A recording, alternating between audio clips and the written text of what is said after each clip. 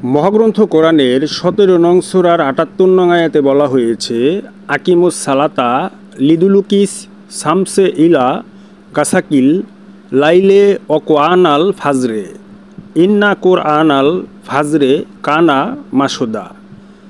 এই আয়াতের প্রচলিত যে বাংলা অনুবাদ সেটা আসলে বিকৃত। এই আয়াতের অনুবাদে সুফি সদরুদ্দিন আহমদ চিশতি বলেছেন, সালাদ্দার করো এই জন্য যে সূর্য হেলিয়া যাইয়া রাত্রির অন্ধকারাচ্ছন্নতার দিকে চলিয়া যায়, এবং প্রভাতে কোরআনের জন্য সালাদ্দার করো। নিশ্চয়ই প্রভাতের কোরআন হইল সত্যের সাক্ষ্যদাতা। এবার সুফি সাহেব এই আয়াতের ব্যাখ্যায় যাহা বলিয়াছেন, সূর্য আলো এবং জ্ঞানের প্রতীক। সূর্য হেলিয়া যাইয়া ক্রমশ রাত্রিতে অর্থাৎ অজ্ঞানতার অন্ধকারে নিমজ্জিত হইয়া যাওয়ার প্রতিরোধ হিসাবে সালাদকে দাঁড় করো। সালাদ ব্যতীত অজ্ঞানতার মোকাবেলা করিবার আর অন্য কোনো উপায় নাই। সালাদ প্রতিষ্ঠার সাহায্যে জ্ঞান সূর্যকে হেলিয়া যাইতে না দিলে অর্থাৎ জ্ঞানের আলোকে পতন উন্মুখ হইতে না দিয়া ক্রমশ ঊর্ধ্বগতি করিয়া রাখিলে অজ্ঞানতার অন্ধকার দূরীভূত হইয়া জ্ঞানের প্রভাত ঘটে। সকল মানুষ অজ্ঞানতার মধ্যেই বাস করে। জ্ঞানের প্রভাত অর্থই কোরআন। কোরআন নিজেই আল ফজর অর্থাৎ জ্ঞানের সুপ্রভাত। স্বর্গীয় জ্ঞানপ্রাপ্তি ব্যতীত মানুষ কোরআন বুঝিতে পারিবে না এবং কোরআনের অধিকারীও হইতে পারিবে না। কোরআন মানব জীবনের জ্ঞানের প্রভাত।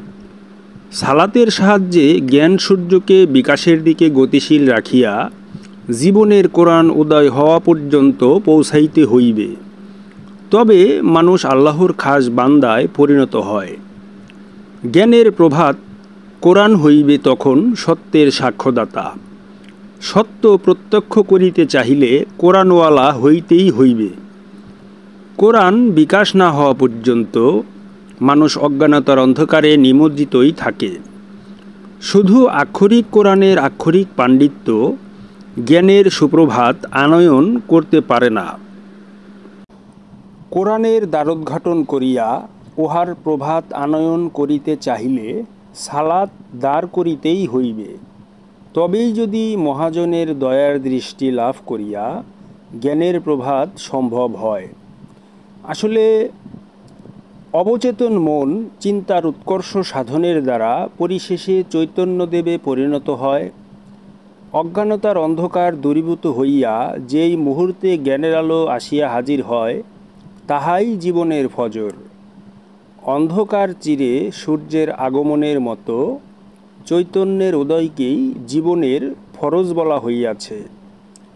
জীবনের ফজর প্রাপ্তির আশায় সালাত দাঁড় করিলে মন শুদ্ধ এবং পাপমুক্ত হয়।